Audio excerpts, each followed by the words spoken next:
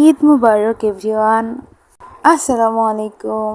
তোমাদের ঈদ কেমন কাটলো? আশা করি অনেক ভালো কেটেছে। আমার তো আলহামদুলিল্লাহ অনেক ভালো কেটেছে ঈদ।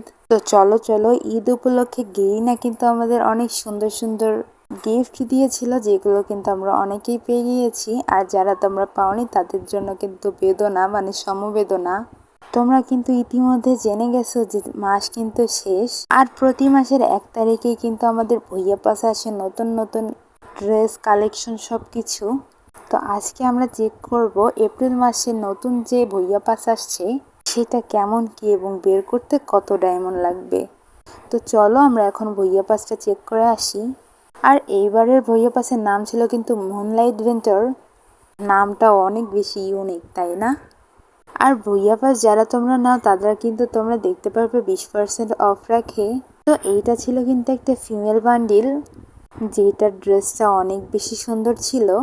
আমি একটু ঘোরায় ঘোরায় দেখতেছিলাম। এটা ছিল একটা উপরের পার্ট, আর এটা ছিল নিচের পার্ট, আর এটা ছিল জুতা।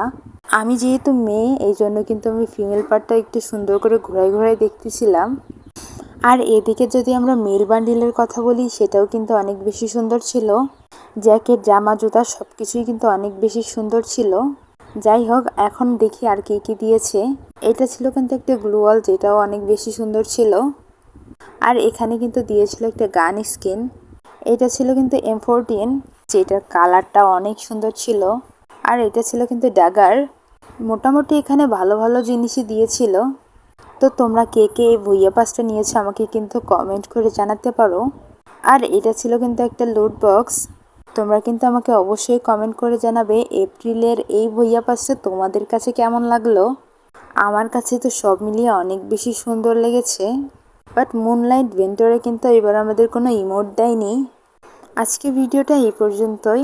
সবাইকে জানাই ঈদ মোবারক, ঈদ মোবারক, ঈদ মোবারক।